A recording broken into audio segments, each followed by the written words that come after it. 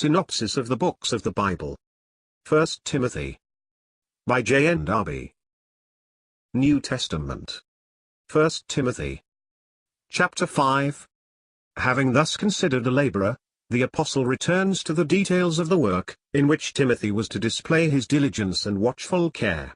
Everywhere here the subject is that which is suitable outwardly to an upright walk, that which is seemly, whether with regard to the position of individuals or with respect to the world. The apostle speaks of elders, of widows, of that which is becoming for younger widows, of the honor due to faithful elders, those among them especially who were teachers also. There is nothing inward, nothing of the soul's relationships to God, but everything refers to the public testimony which suited the position of men in this world before God. It is important to remark this, that although our joy lies in our heavenly privileges, in our communion, yet we can never with impunity neglect ordinary duties or moral proprieties. We must take knowledge of the practical dangers that would beset us, owing to that which the flesh is. We may notice that provision was made for all widows who had no relatives able to maintain them, and also that there were elders who did not teach. Against an elder, Timothy was not to receive an accusation, unless there were 2 or 3 witnesses. All this bears testimony to the fact, that the apostle gives these directions with a view to outward order, for the maintenance of that which is respectable in the eyes of all, and of respect for all that ought to be respected. At the same time, Timothy was to be careful not to give by the laying on of hands his sanction to anyone who did not offer moral guarantees that, in the position he had taken, he deserved this mark of respect from others.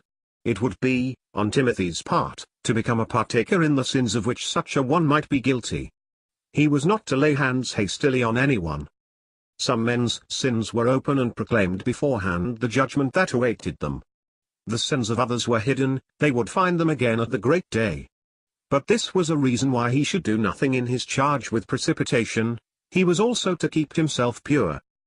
Timothy's habitual temperance is here seen, weak in body.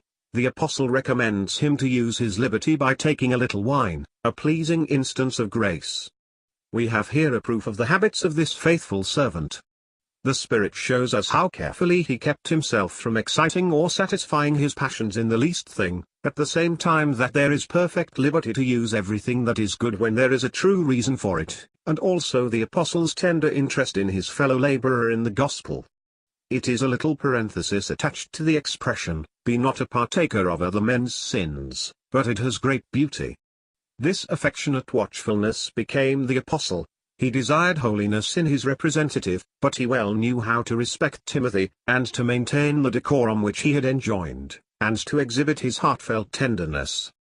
The 24th verse is connected with the 22nd.